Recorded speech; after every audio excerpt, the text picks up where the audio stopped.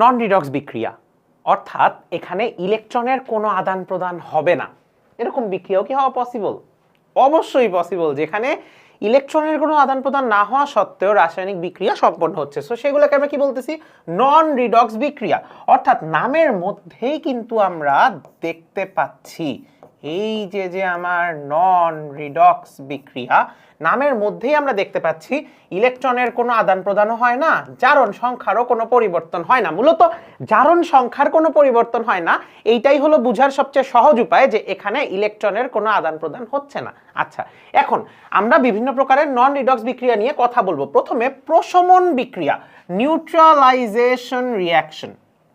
এই জিনিসটা তোমাদের যদি শর্ট সিলেবাস না থাকতো এসএসসি 26, তোমরা যদি অ্যাসিড ক্ষারক চ্যাপ্টারটা পড়ে আসতা, এই জিনিসটা তোমাদের কাছে পানির মতো সহজ লাগতো। পানির মতো সহজ কেন লাগতো? কারণ এটা মূলত পানি উৎপন্নের বিক্রিয়া, মূলত H+ ও OH- এর সংযোগে পানি উৎপন্ন হয়। একটু বোঝার চেষ্টা করি। মূলত তোমার এই যে প্রশমন বিক্রিয়া, এইটাকে কিন্তু তোমার আরেকটা জিনিসও বলা হয়, এইটাকে কিন্তু তোমার অ্যাসিড বেজ রিঅ্যাকশনও বলা হয়। RxN দিয়ে আমি রিঅ্যাকশন বুঝালাম, ঠিক আছে? কারণ কি একটু চিন্তা করো, অ্যাসিড মানেই হলো সে H+ দিবে। আর তোমরা যতটুকু জানো, তোমাদের লেভেলে যতটুকু জানো ততটুকুর মানে হলো অ্যাসিড মানেই H+ দিবে, আর বেজ বা ক্ষার মানেই হলো OH- দিবে। এই দুইটা মিলে পানি উৎপন্ন হবে। এখন তুমি বলতে পারো ভাইয়া বাকি জিনিসগুলা কই যাচ্ছে? আসো একটু বোঝার চেষ্টা করি। ধরো প্রশমন বিক্রিয়া মানে কি, আমি তোমাকে একটু প্রশমন বিক্রিয়ার সংজ্ঞা বলি। অ্যাসিড ও ক্ষারকের বিক্রিয়ায় 1 মোল পানি উৎপন্ন হওয়া, অথবা অ্যাসিড এবং ক্ষারের বিক্রিয়ায় লবণ ও পানি উৎপন্ন হওয়ার বিক্রিয়াকে বলা হয় প্রশমন বিক্রিয়া। এখন এখানে আরেকটা কথা আছে, যেটা আমি একটু পরে বলবো, যেটা আগের লাইনে ভুলে বলে ফেলতেছিলাম, একটু পরে বলবো। তাহলে একটু খেয়াল করো, অ্যাসিডের ক্ষেত্রে H+, Cl-, ক্ষারের ক্ষেত্রে সোডিয়াম প্লাস OH-। এখন সল্টের ক্ষেত্রে খেয়াল করো, সোডিয়াম প্লাস ক্লোরিন মাইনাস। এখন তুমি বলতে পারো ভাইয়া এখানে তো H+ আর OH- আছে। Not really. তোমার এইখানে একটু খেয়াল করো, তোমার H+ আর OH- এখানে আছে ঠিক আছে, বাট এখানে কিন্তু এরা পানি আকারে চলে আসছে। এবং আরেকটা জিনিস তোমাদেরকে একটু বলি, এই জায়গাটায় কিন্তু একটা ভুল আছে, এটা কিন্তু অ্যাকুয়াস না, এটা হবে লিটার। সো লিটার বলতেছি, লিকুইড। কেন লিকুইড? বিকজ পানি, অ্যাকুয়াস মানে কি? জলীয় দ্রবণ। পানির আবার জলীয় দ্রবণ কি ভাই? পানি তো জল। সো এটা হবে এল। তার মানে কি দেখো, এই H+টা অ্যাকুয়াস অবস্থায়, এই সোডিয়াম তোমার এই OH- অ্যাকুয়াস অবস্থায়, এই দুইটা মিলে আমার যে পানিটা তৈরি করে। সো মূলত অ্যাসিড ক্ষারক বিক্রিয়া বা প্রশমন বিক্রিয়া হলো H+ অ্যাকুয়াস। সেটা কোত্থেকে আসছে? অ্যাসিডের জলীয় দ্রবণ থেকে। OH- অ্যাকুয়াস কোত্থেকে আসছে? ক্ষারের জলীয় দ্রবণ থেকে। মিলে তৈরি করতেছে তোমার পানি। এই পানি উৎপন্নের বিক্রিয়াকেই কিন্তু আমরা বলতেছি প্রশমন বিক্রিয়া, ঠিক আছে? এখন প্রশমন বিক্রিয়ার কিছু মজার ফ্যাক্টর আছে, সেটা হলো প্রশমন বিক্রিয়া সর্বদা তাপ উৎপাদী বিক্রিয়া।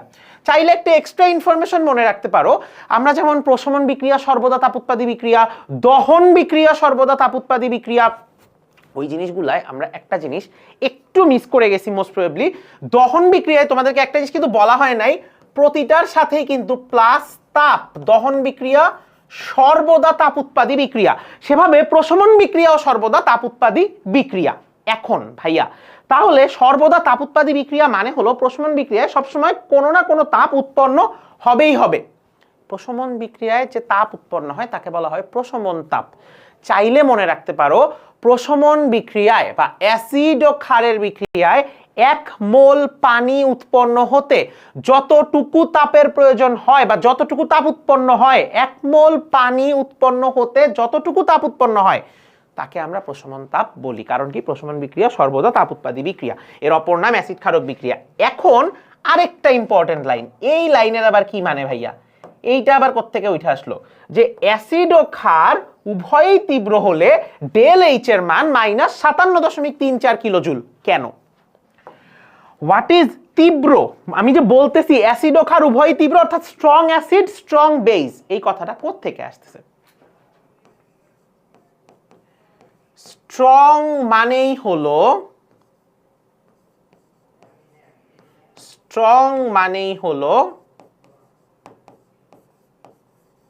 সম্পূর্ণরূপে আয়নিত। অর্থাৎ তুমি যে কোনো তীব্র অ্যাসিড তীব্র ক্ষার যদি ব্যবহার করো সেটা পুরোপুরি রূপে H+ আয়নিত হয়ে যাবে, পুরোপুরি OH- আয়নিত হয়ে যাবে। তাইলে ভাইয়া অন্যগুলাই কি হবে না? না, হবে না। তোমার অ্যাসিড আর ক্ষার যদি একটাও তীব্র না হয়ে দুর্বল হয় তাহলে সম্পূর্ণরূপে বিয়োজিত হবে না। এখন ভাই তীব্র অ্যাসিড তীব্র ক্ষার কিভাবে চিনবো? খুবই সোজা ভাষায় বললে জৈব যে যৌগগুলো আছে সেগুলা জেনারেলি তোমার দুর্বল অ্যাসিড দুর্বল ক্ষার হয়। উদাহরণ হিসাবে কি হতে পারে? আমরা প্রথাগতভাবে যে অ্যাসিডগুলো চিনি, সালফিউরিক অ্যাসিড, নাইট্রিক অ্যাসিড, তোমার ফসফরিক অ্যাসিড, এগুলো সবই স্ট্রং অ্যাসিড, তীব্র অ্যাসিড।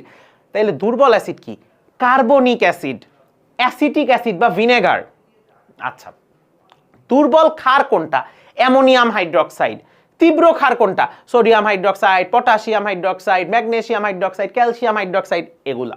সো এভাবে তুমি চাইলে মনে রাখতে পারো, না মনে রাখলেও SSC 26-এর কোনো সমস্যা নেই, তোমাদের শর্ট সিলেবাস, তোমাদের এইটুকুর বাইরে কিছু আসবে না। সো এই জিনিসটা MCQর জন্য অনেক কেন ইম্পর্টেন্ট? বিকজ অ্যাসিড আর ক্ষার যদি উভয়ই তীব্র হয় তাহলে ওই 1 মোল পানি উৎপন্ন হওয়া মানে কি? পুরা অ্যাসিড থেকে H+ সব চলে আসবে, পুরা ক্ষার থেকে OH- সব চলে আসবে।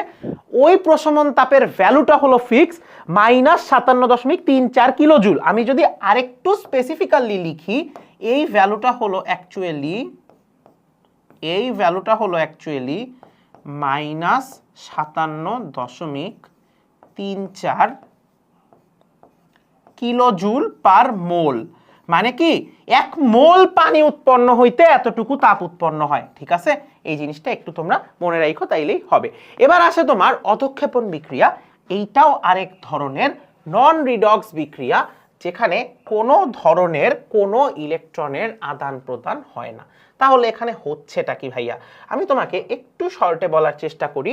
তোমার দুইটা জলীয় দ্রবণ, দুইটা পদার্থের জলীয় দ্রবণ বিক্রিয়া করে যদি এমন কোনো উৎপাদ বা পদার্থ উৎপন্ন করে, এমন কোনো উৎপাদ বা পদার্থ উৎপন্ন করে যা অদ্রবণীয় বা খুবই কম দ্রবণীয়, অর্থাৎ তারা মিশতে পারে না, তারা তলানি আকারে জমা পড়ে, ওই যে তলানিটা, ওই যে পাত্রের তলায় কঠিন হিসাবে জমা হয়, তাকে আমরা অধঃক্ষেপ বলি বা প্রিসিপিটেট বলি।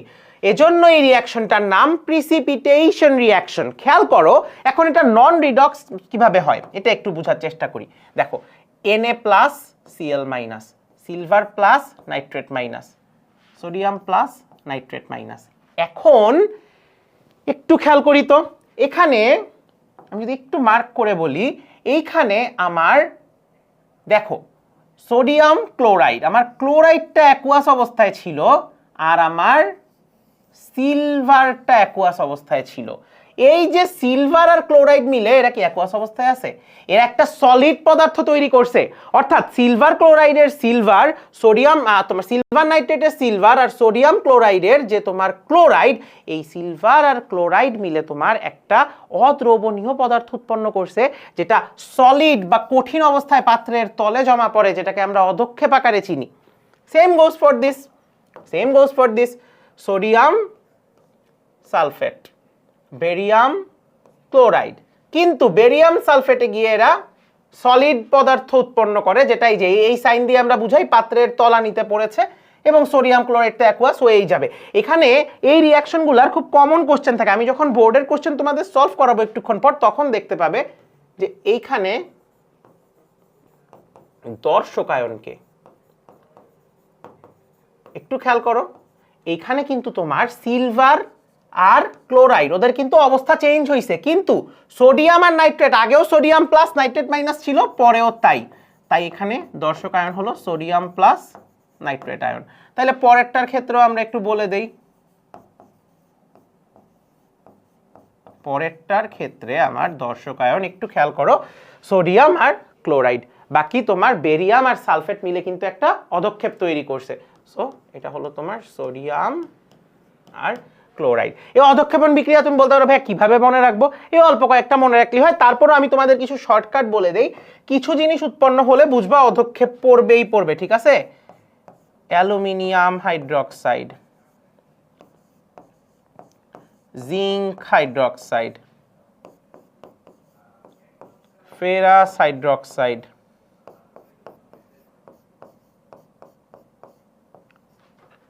ফেরিক হাইড্রোক্সাইড, ঠিক আছে, কপার হাইড্রোক্সাইড। এগুলা চাইলে মনে রাখতে পারো, তোমার এগুলার কালারগুলোও মনে রাখতে পারো, বাট কালারগুলোর জন্য সবথেকে ইজিয়েস্ট উপায় হলো এই যে অ্যালুমিনিয়াম আর জিঙ্ক, এরা হলো হোয়াইট প্রিসিপিটেট দেয়, হোয়াইট অধক্ষেপ, সাদা অধক্ষেপ দেয়, ঠিক আছে, এইটা চাইলে মনে রাখতে পারো।